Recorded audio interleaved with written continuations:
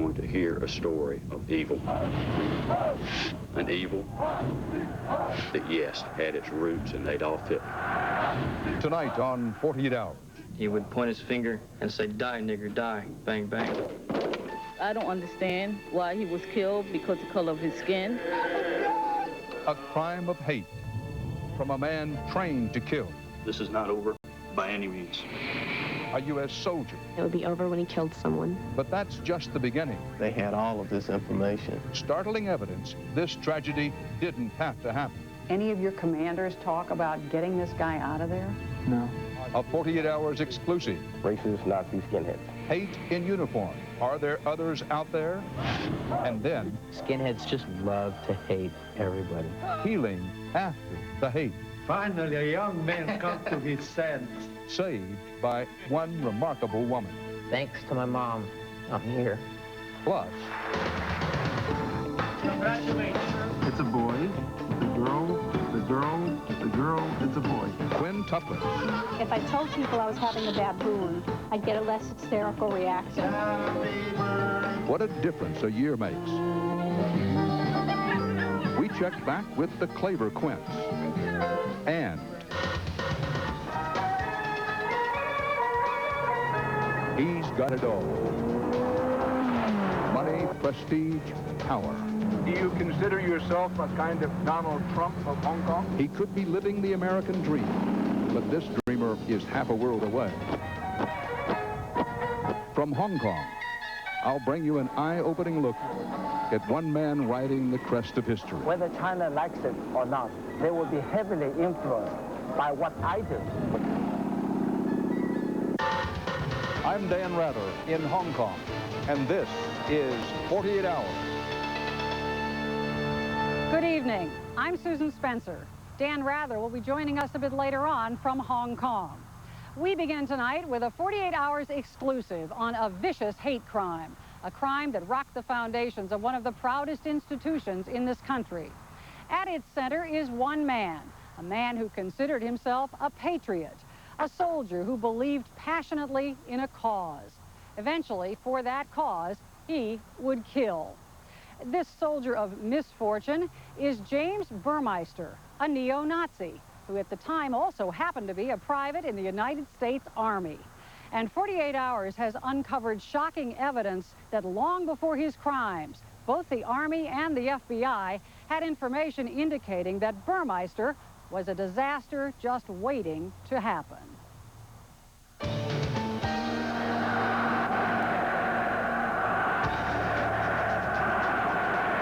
You were going to hear a story of evil. An evil that, yes, had its roots in Adolf Hitler.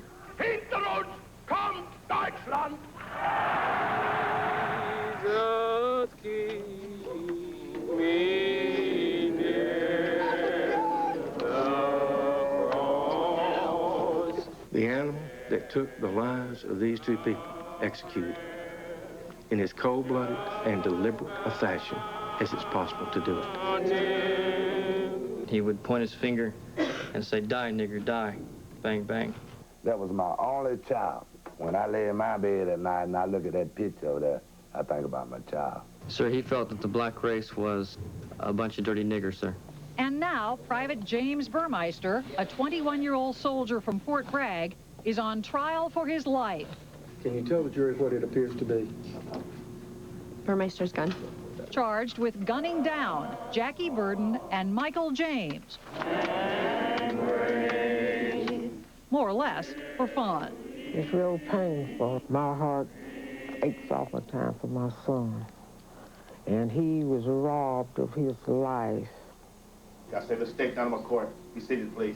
Burmeister's chilling story begins right out of high school. I want to be an airborne ranger. When he joined the most elite group of paratroopers in the world, the 82nd Airborne, famous for pushing back the Nazis at Normandy. Attack from the rear, take bridges and enemy communication centers, cut off German reinforcements rushing to the front.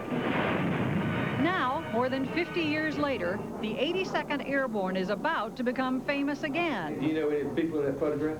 Yes, sir. Who? Sir, there's James Burmeister.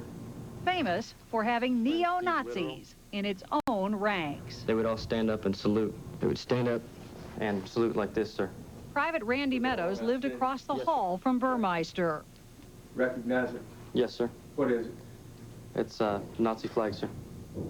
You ever seen it before? Yes, sir. Where? In James Burmeister's room, sir. And it turns out Burmeister had reason to wrap himself in that flag. Couldn't shoot, couldn't jump. Couldn't jump out of planes. And could do limited physical training. Vince Baker was his commanding officer. The unit I was in at the time was a good, solid, tight unit. But Burmeister wasn't part of it. Physically, he couldn't cut it. He couldn't even run half a mile. Burmeister was just the weakest person in the unit. Specialist Savoy Wilson. So we kind of pushed him away, and like I say, idle hands at the devil's workshop. He probably just sat there and started thinking and thinking until he found some people he hung out with. So Burmeister found acceptance in a different quarter. All the weakest people in the whole unit all hung out together, and they were all called themselves racist Nazi skinheads. Well, I shaved my head today, and maybe it doesn't seem like such a big deal to you. He wrote his girlfriend, Kelly Cook Kelly. So this came in sometime in the spring, say, of '95? Yeah. With the news. It means new friends, new if not reinforced beliefs, a totally new outlook. I like it. Her testimony paints a motive for murder. Go ahead and play number 5. It is known as stomper music. Was that one of this defendant's favorite songs? He played it a lot, so I would think so, yes.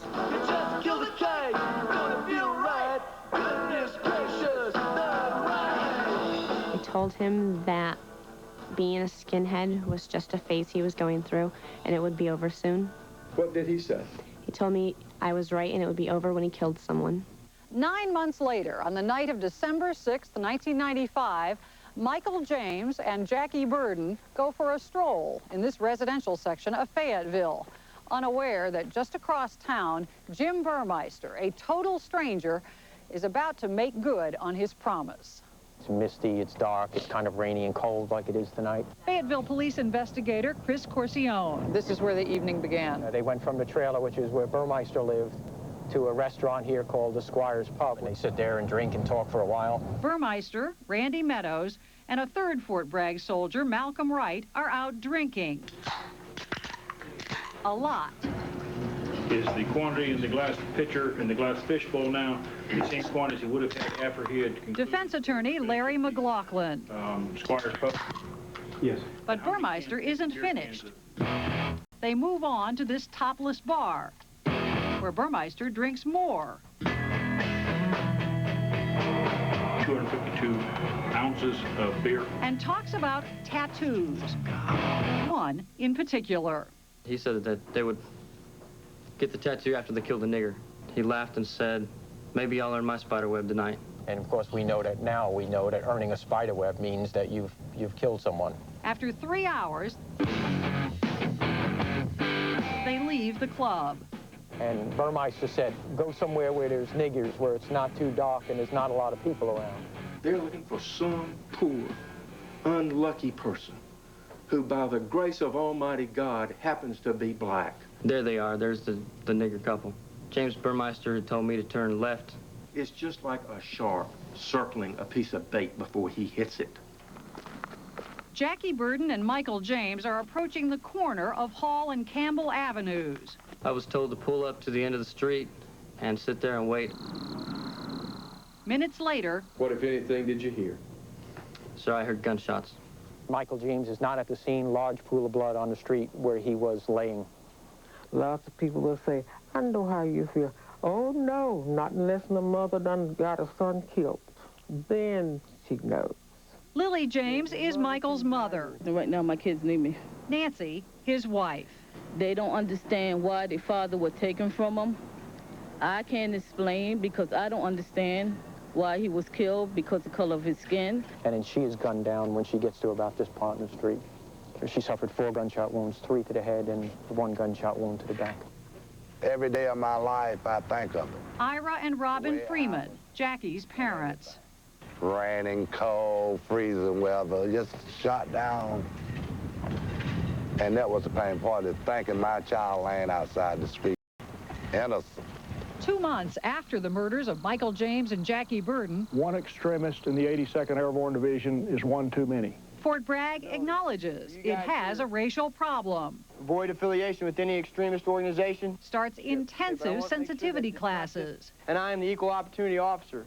And drums out nearly 24 soldiers. It took the death of my child for them to do it, though, didn't it? They didn't do it before they got killed, right? Law enforcement sources tell 48 Hours they believe skinheads are still active at the base. They have simply gone underground. But there is more to this story, much more.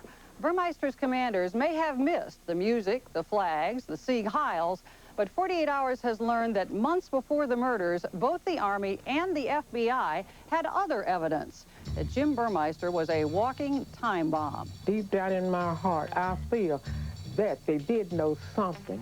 Could this crime have been prevented? James Burmeister had told me that he wanted to go with some niggers. The evidence Jury has and the verdict when we come back.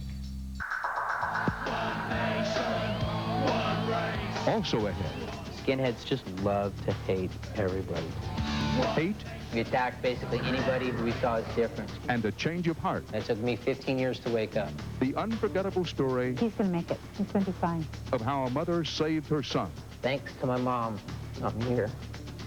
Plus, motherhood ×5. It looks tough, but it may be even tougher. Financially, things are very, very stressful. We pay another call on the Claver Quince.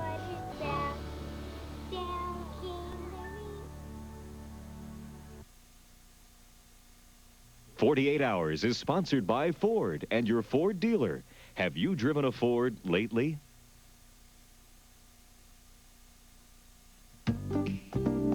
Ah, the stars in your life. The Big Dipper, the Little Dipper, and the Milky Way.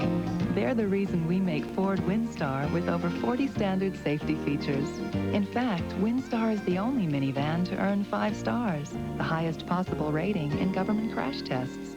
Follow the stars, and they'll lead you to Windstar. Ford Windstar, created for the most important people in the world. I don't shower before work. I email over oatmeal. I take conference calls in my pajamas. Just take a look at the area that I'm highlighting. There. That works. I document conference, I page, I fax, I work out. I get tons done. I still don't shower. I pray we never, ever get video conferencing. Dear Thompsons, my neighbors and I all built decks around the same time, but I used Thompson's Water Seal waterproofer. For unbeatable protection, America trusts Thompson's. Over the years, they spent big bucks replacing damaged wood. My deck still looks new. Glenwood Cafe.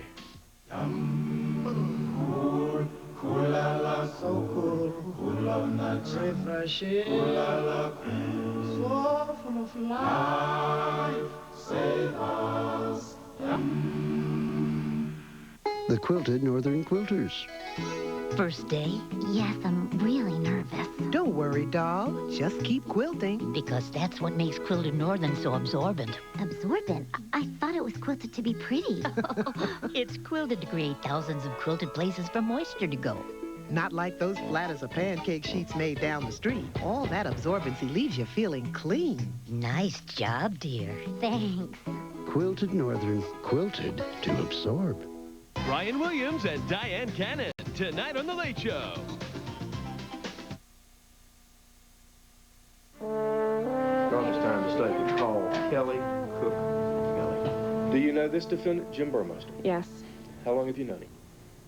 since I was in 11th grade. Did you and Jim go to the same high school? Yes. Susquehanna High School, a short trip from Jim Burmeister's home in sleepy little Thompson, Pennsylvania.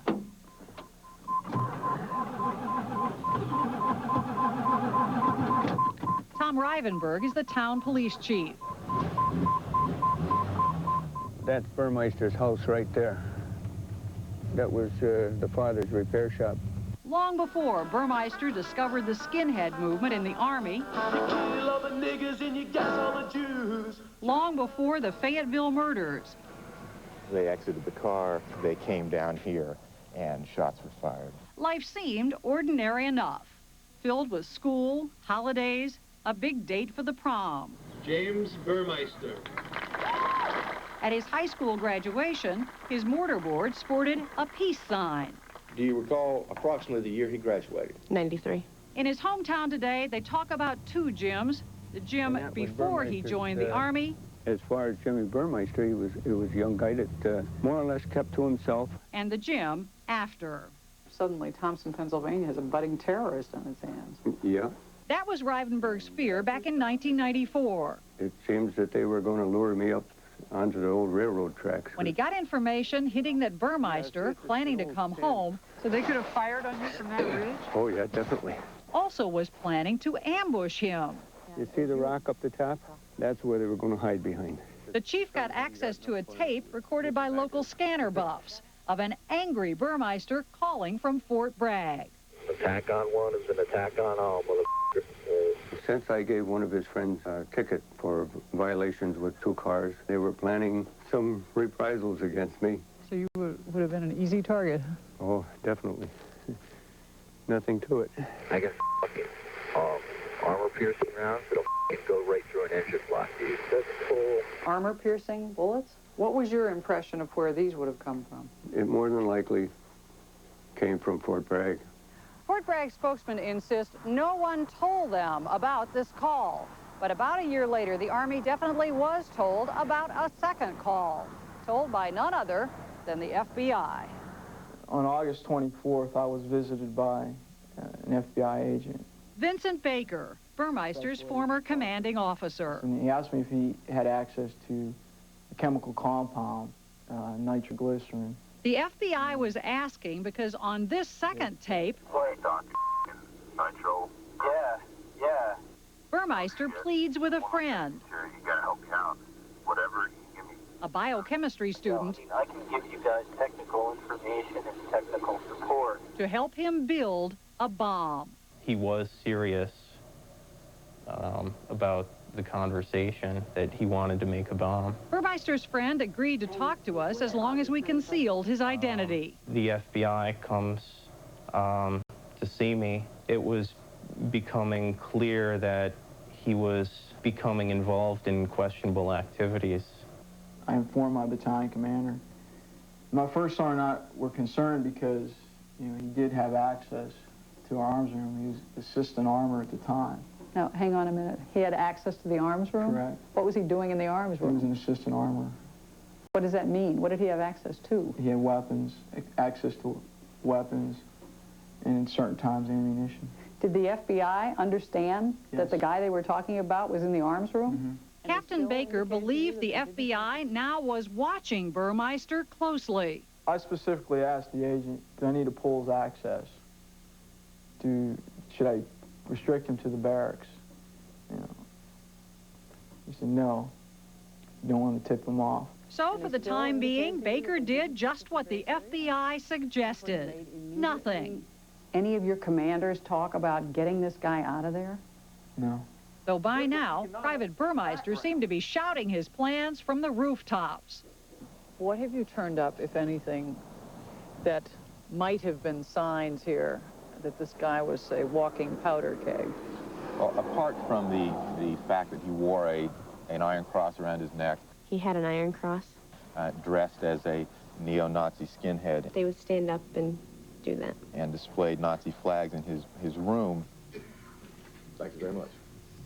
Apart from that? Apart from all of that, he and a couple of other soldiers in the months prior to this killing met at on-post housing on Fort Bragg and built a bomb. Sir, he said that he was making the bomb so that he could have the knowledge to use later in what they call the RAHOA, the Racial Holy War. The Army Criminal Investigation and the FBI have a lot of questions to answer as to why. Mm-hmm. There's some victims' families who would agree with you. Mm-hmm. Deep down in my heart, I feel that they did know something. Somebody knows something about those men. The FBI refuses all comment. I'll tell you what, I'll be glad to talk with you, but they won't let me. leaving open the question of how someone agents supposedly were watching could possibly manage to build bombs, much less murder 2 people. As for the Army, officials confirm the FBI did seek information about Burmeister, but won't explain why an FBI inquiry didn't prompt the Army itself to do some investigating. I can't believe that they had all of this information. The James family's lawyer, Alan Rogers. There was no reason to believe that he would not at some point commit this type of offense. We have now completed the presentation of evidence in this case. For most of the victims' families keeping vigil at Burmeister's trial, justice will be the death penalty. The crime deserves death, yes. He took a life, took 2 lives, as a matter of fact, and I think he should be taken also. Ladies and gentlemen, find this defendant guilty of both counts of first-degree murder and conspiracy to murder. The jury deliberates for 3 days. Just extremely nervous. You don't know, because you can't really get into people's minds. I'm informed the jury has a verdict. The jury has returned the following verdicts. As to count number 1, that the defendant is guilty of first-degree murder. Is this the unanimous verdict of the jury? So say you all. Yes. Do you think Mr. Burmeister is at all sorry? No, I don't think he's sorry. As I can look at him and see, he has a heart of cold steel, and God helped him. Defendant will please stand. But at sentencing... Is the judgment of the court, the defendant be imprisoned in the state's prison for a term of life imprisonment without parole. One lone juror keeps James Burmeister off death row. I'm not conceding. But instead of being relieved, he vows to appeal. I'm not going to quit. This is not over. By any means, it's not over. Not over either for the victims' families. Still bewildered at how, given what the Army and the FBI knew, these murders ever could have happened in the first place. Who do you blame? Who do you hold responsible? I blame the government. I hold the Army responsible because I feel like they could have done better than what they did. It's hard for me to understand what they were waiting for, unless I guess this was it. They were waiting for someone to die, and then at that point take some action.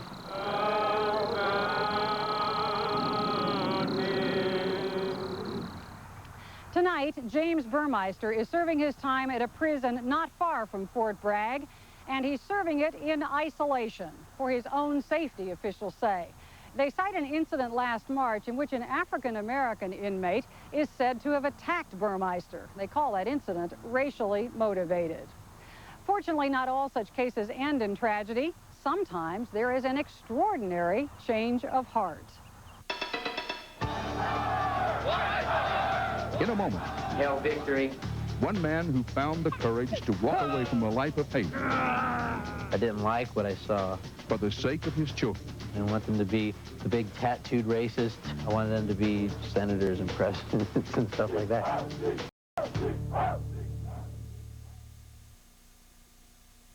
What Tough is the available new Ford Triton 5.4-liter V8. What Tough does.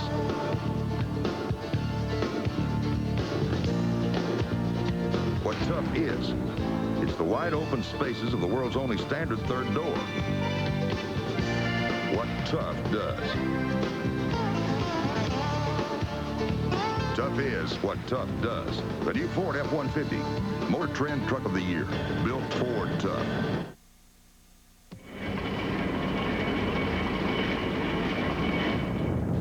In heavy trading on the Dow Jones. Economists predict that new housing starts should continue.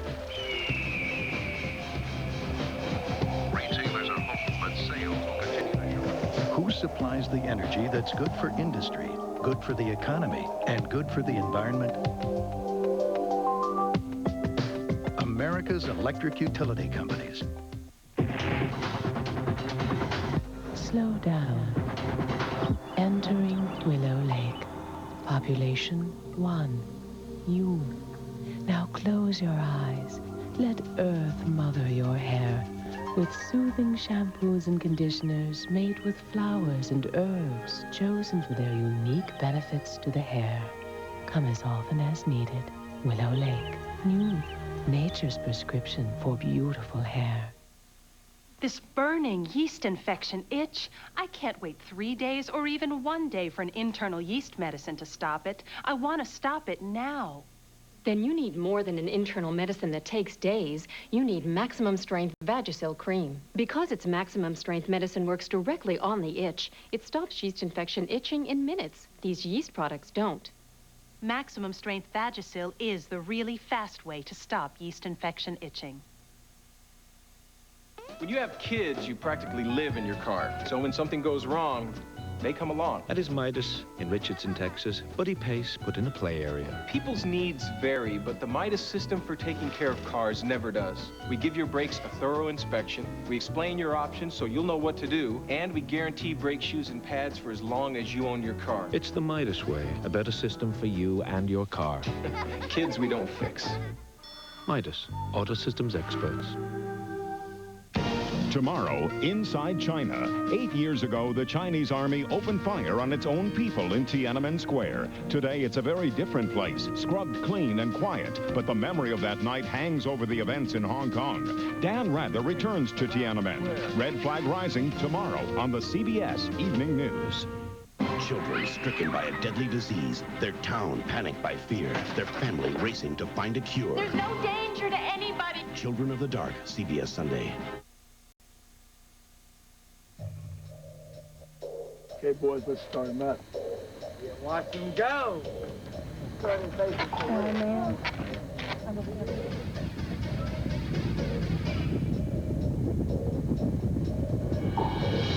They believe that the swastika stands for Matthew, Mark, Luke, and John.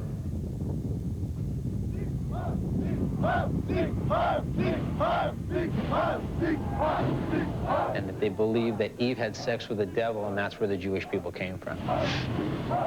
We'd use racial slurs, nigger, hike, spick. All these racist groups had the same goals: separation until you can have so much power you can do total annihilation. 30-year-old Tom Lydon knows a lot about the evils of racism. Picking up Nazi flags, he's ready for war. You can sing this. Yeah. He should know. For 15 years, half his life, he was a proud white supremacist. Hail victory. A neo-Nazi skinhead. That's the battle flag, the swastika. And when he came home from the hospital, that was when I was over his crib. When your son came home from the hospital, this was over his crib? It was over his crib. Beyond the symbols, the music attracted him at first. As it progressed more and more into racist philosophy, so did we. The violence grew on him. We attacked basically anybody who we saw as different. He was a trusted soldier in the skinhead army. Pretty much every conceivable one you can think that some Nazi would have, I have on my body. And a star recruiter. I could get any average white kid. I could turn him into a Nazi in 18 months to 2 years. What would distinguish the ones that you could turn from the ones that you couldn't? The ones I didn't talk to were the ones I couldn't turn. Ladies and gentlemen, Tom Lydon. Today, Lydon is talking to everyone, to audiences no self-respecting neo-Nazi would dream of. This is basically the way for me to semi-atone for what I'd done. Last June, he publicly renounced the movement. White power! And all it stands for. How do you just all of a sudden decide that 15 years of your life was completely wrong and now you're going to do something else? Well, it wasn't like a bolt of lightning hit me. It wasn't until my son got up one morning, went over and turned the television off and turned around and I asked him why he did that, and he said, "Daddy, we're not allowed to watch shows with niggers on it." Daddy! Yeah?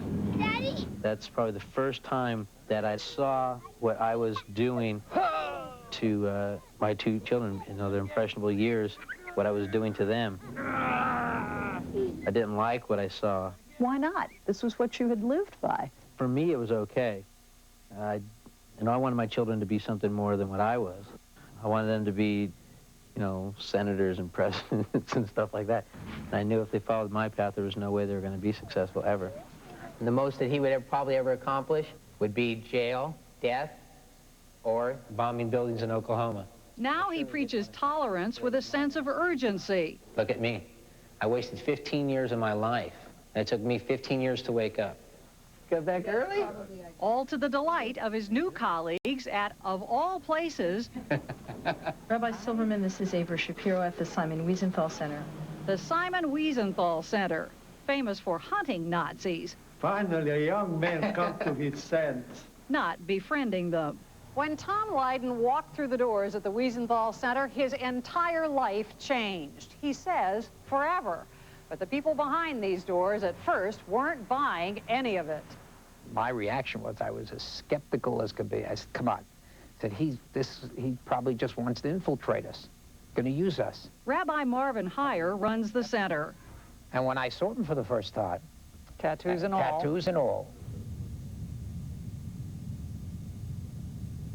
Believe me, he didn't change my mind that easily. It was the relationship that he had with his mother. You called the Wiesenthal Center. What did you say to them? I told them that I had a son who wanted to get out of the neo-Nazi skinhead movement, and I had 2 grandchildren who were in jeopardy, and I needed to talk to somebody really badly. Tom has always been close to his mother, but he realized she might be in danger. She walks with a slight limp. To a neo-Nazi, a sign of weakness. That means that she would be marked for death. She'd be marked for death? Death. Hello. How are you? Just fine, thank you. It's so nice to see you again. Good to see you. His mother is the one that brought him into the Simon Wiesenthal Center. I'm happy, you know, usually it doesn't work out this way, but it is. More than anything, I saw the relationship. He's going to make it. He's going to do fine. I just couldn't believe that any person that would have that kind of relationship with a mother would be capable of using his mother for some sort of a scheme. My mother always told me that she would be there when I decided to leave the movement. Thanks to my mom, I'm here.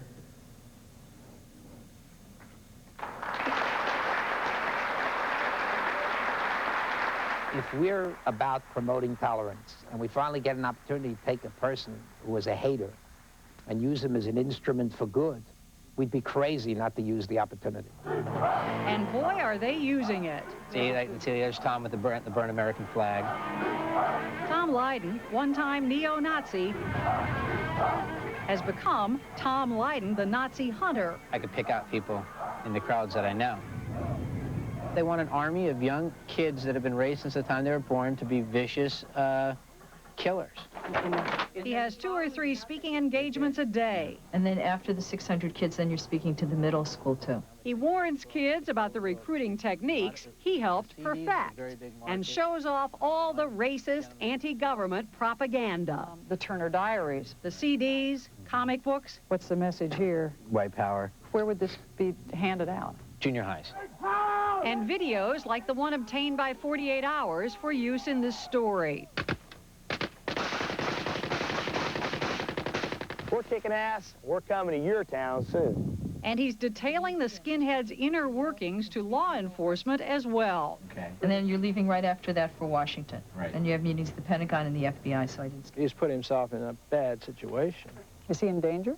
I don't know, but I think that he'll probably spend many years looking over his shoulder. Tom Metzger heads war. The White Aryan Resistance. And has called Tom Lydon a traitor. It annoys me that a white man would totally turn to join this gang at the Simon Wiesenthal Center. These people that would destroy our Bill of Rights if they get a chance. I've had death threats. Anyone who would join a group that want to cut my freedom of speech off is a deadly enemy. I've had calls on my answering machine. You're going to die. We know where you live. White power! White power! White power! How many do you have total? About 30 of them. But Leiden says fear is overshadowed by the joy of someday being completely rid of his past. This will be difficult, but let's see what we can do here. Okay. I guess we're ready. Oh, yeah, it's ready. Dr. Carl Stein is donating his time. Does that sting you a little bit? It stings a little. To the painstaking removal of every one of them. It feels like rubber band snapping against the skin. It will take about 3 years. Is the pain of having these things taken off in any way a part of the process for you? Yeah, in some ways it is. Some ways of me getting back some of the pain I gave out. Every day I wake up and I look in the mirror and I see the racist. Every day I wake up, the racist is still there because of the tattoos. Sadder consequences of his past are no easier to erase than those tattoos.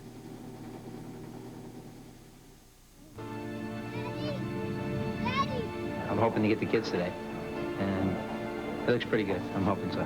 He's going to court to fight for custody of his children, claiming his ex-wife is raising them in the neo-Nazi movement. That's Nicole. Your ex-wife? Yeah. The ruling is next.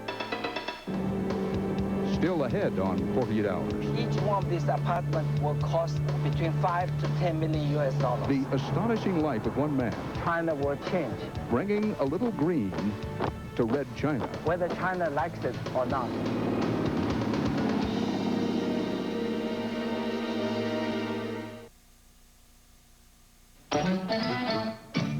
Green is the place to be. Farm living is the life for me.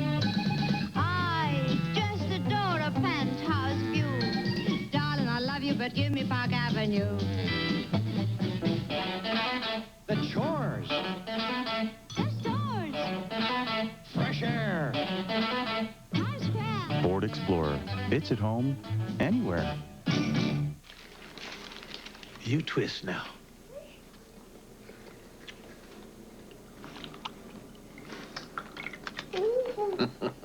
We'll work on your farm. Only Oreo. Whoa, look at that. How cool. Yeah, he's got Hercules plates. Now at your McDonald's, get cool plates from Disney's new movie, like Zeus, Phil, and Her. $1.99 when you buy your kids a Happy Meal. Check him out. Cool Hercules plates.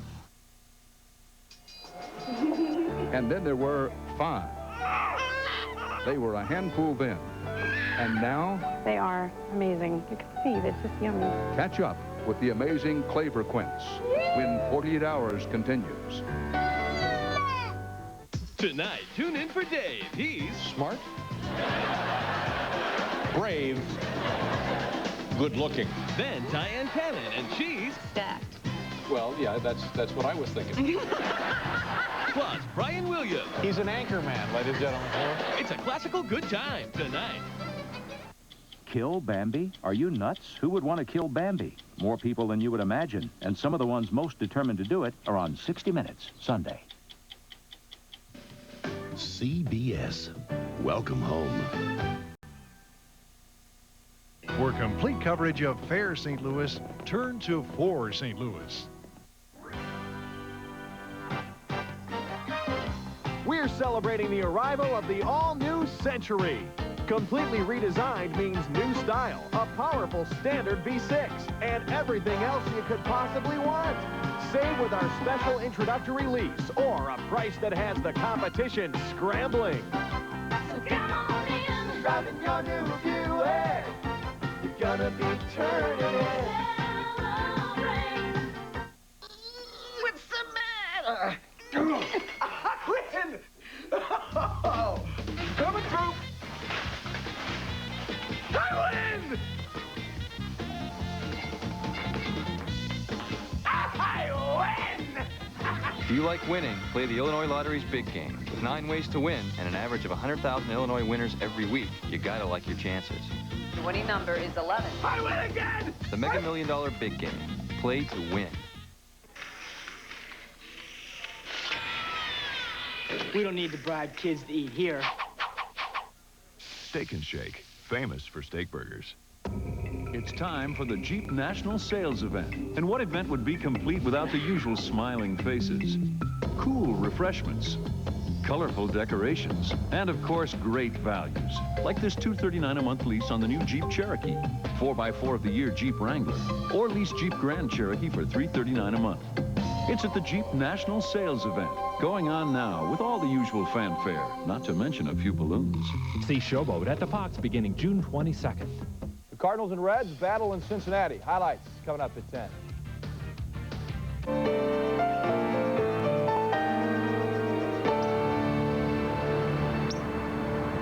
I'm nervous. That's why I'm not eating this morning, because I'm afraid if I do, I'll probably get sick. And I want my kids. You know, I want to raise them. For Tom Lydon, what happens in court will decide more than just who gets the kids. These boys need a chance to decide on what they want to do, not get told that government is your enemy, Jews are your enemy. Daddy, what does this say? It's a fight for the very hearts and souls of his two young sons. My kids went to cross lightings. My kids went to Aryan fests. Our summer vacations was going to the Aryan Nations compound. And my son would give the Nazi salute to every flag he saw. He just thought that's what you do when you see a flag. I'm as much to blame of my child's raising as being a racist as my wife is. Except for the fact is that I now know it's wrong. But he says his estranged wife, Nicole, sees nothing wrong at all. She's a neo-Nazi skinhead. And as far as I know, she'll raise my kids to be that way. Reason enough, Tom has argued, for him to get custody, though we could find no past case where racist behavior alone had cost a mother her children. We believe she will raise those children as white supremacists, which is not in their best interest. Tom's lawyer, Janet Brandon. Nicole denies knowing anything about the neo-Nazi movement, but family pictures and tapes tell another story. 1990, Nicole at a swastika burning. Pinky? 1993, at a white power baby shower. These are nice. She has never, Tom insists, publicly renounced the movement. Do you deny it?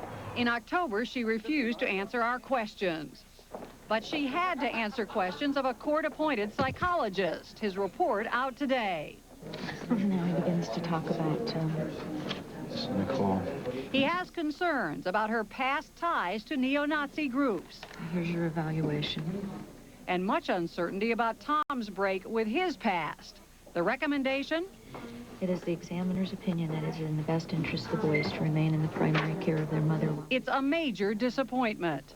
And what you have to remember is that everybody is leery of someone who's done what you've done. No. And you need a chance to prove yourself too. For Tom, the good news is that the court prohibits Nicole from moving, gives him more visitation, and schedules another hearing where he thinks he will prevail. I guarantee you we're going to court because I'm going to get my kids. This is not over by far. This is not over. Since we first brought you that report last winter, Tom Lydon has continued his custody fight for his kids. In fact, there's another court hearing scheduled for later on this summer. It's impossible to know exactly how many Americans are involved in the neo-Nazi movement.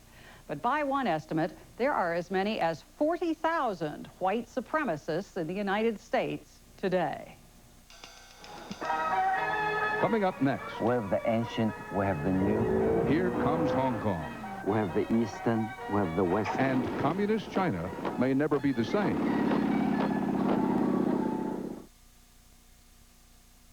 Lemon and Math Hour are national treasures. We are witnessing history here. I've seen history, it stinks. They're dancing. Oh, you moron, you don't even know how to dance.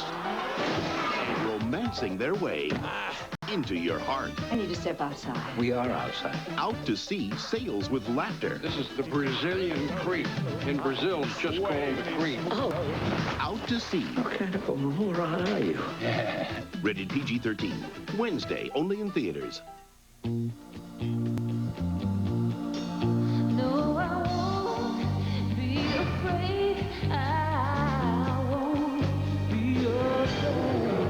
Just as long as you stand by me. Buick LeSabre is built to keep you safe and secure. A comforting thought, especially for those who aren't even in the car. Stand by. lots of people choose FedEx to take their 2-day packages. Cost? About $8. Every day, lots of people choose UPS to take their 2-day packages. Cost? About $7. Every day, lots more people choose the U.S. Postal Service to take their priority mail 2- to 3-day packages. Cost? $3. So, 8, 7, 3, what's your priority? Priority mail from the U.S. Postal Service. We have triplets. Boy, did we need Dutch Boy. With them, Hey, stop that. we couldn't take a chance with some ordinary paint. No way. So we got Dutch Boy low-odor kids' room paint. It's tougher. Much tougher. You can scrub it and the paint won't come off. We scrub it a lot. We even use the new furniture and trim paint. If only we could paint the rugs, curtains, and bedspreads with it. They make a paint for that? Give your home the lasting look. Boy, did we need Dutch Boy. CBS. Welcome home. Coming up tonight at 10 on News 4 St. Louis. I'm Mary Phelan. A Hazelwood woman who is terminally ill talks about physician-assisted suicide. Today, the U.S. Supreme Court ruled she and others like her have no constitutional right to take their own lives. You'll hear her opinion. Also, Fred Goldman says he'd like to smash O.J. Simpson's Heisman Trophy into a million pieces. We'll tell you why. Plus, you've heard of outrageous world records. Well, tonight, we're going to show you some women trying to set a world roller coaster riding record. It's still going on, and you'll see it. Final panel. Check. Uh-oh. Constant support. Is there a problem, Jim? Over. Mission critical connectivity. Nice catch. But enough about the computers Dell built for NASA. What can we build for your company? To find out, give us a call. With the Intel Pentium processor, Dell, the #2 supplier of PCs to corporate America, and climbing. 40 years after combining the luxury of the most exclusive cars with the performance of the most exotic, it hasn't missed a beat. Introducing the limited edition 40th anniversary Pontiac Bonneville. Now available with a special limited time lease offer that will really make your heart pound. 40th anniversary Bonneville, the latest expression of luxury with attitude. See your Missouri, Illinois Gateway Pontiac dealers. 30 minutes of wall-to-wall sports. Sports Sunday. Sunday on 4, St. Louis.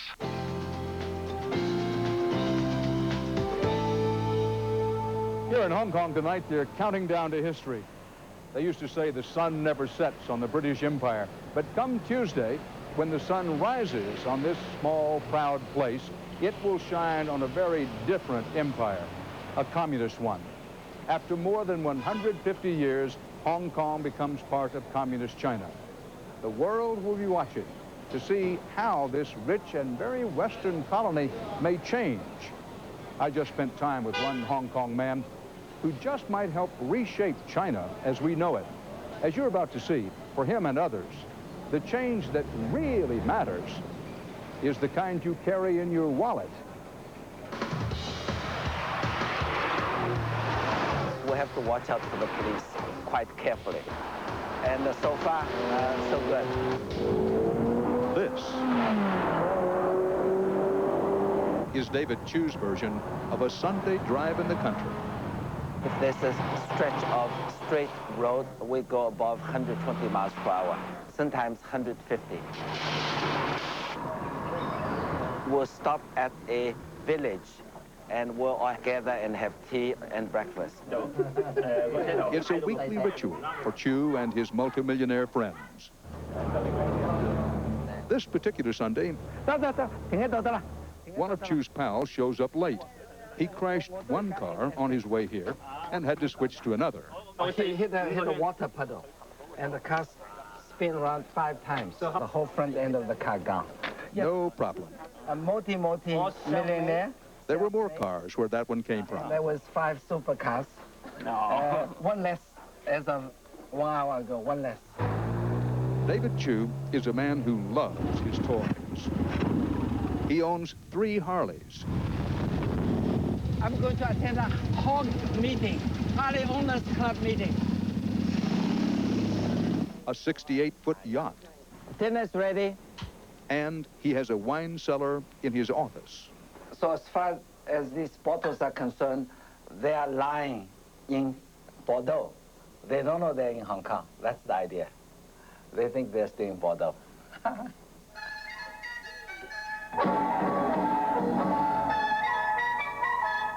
But as Hong Kong prepares for a communist takeover, is David Chiu worried? Not at all. We have the ancient, we have the new, we have the Eastern, we have the West. That's what makes Hong Kong so interesting, so vibrant, so energetic. Are these residential homes? Yes, these are all residential apartments. And each one of these apartments will cost about between 5 to 10 million US dollars. Each one of these apartments? Yes, 5 to 10 million US dollars. That seems very high to me. Yes. What, 3 or 4 bedrooms? 3 or 4 bedrooms, small 3 to 4 bedrooms. Ah, boy, what a view. Here you have Hong Kong. Chiu made his millions in real estate. Nowadays, I am known as the person who bet everything on Hong Kong and won. And this graduate of Harvard Business School is bullish on the future. I think the property prices may even go higher because more and more people want to come to Hong Kong to do business with China, to utilize, make use of the inexpensive Chinese labor. Yes. Like most of his rich friends, Chiu believes China will be far more influenced by capitalism than Hong Kong will be by communism. We businessmen perform a very constructive role. Through our engagement, China get new ideas. We help China like a bridge, connect China to the outside world. And he's in a good position to have some influence as a hand-picked member of Hong Kong's new communist government. It means the end of a colonial era, and to me, it means the beginning of a new era. And we're all looking forward to that. But not all of Chiu's friends agree with him. As regarding to the political freedom and the freedom of speech, there will be more restriction in the years to come. We sat down with Chiu and 2 of his more liberal friends. We may have freedom of speech, but what about freedom after speech?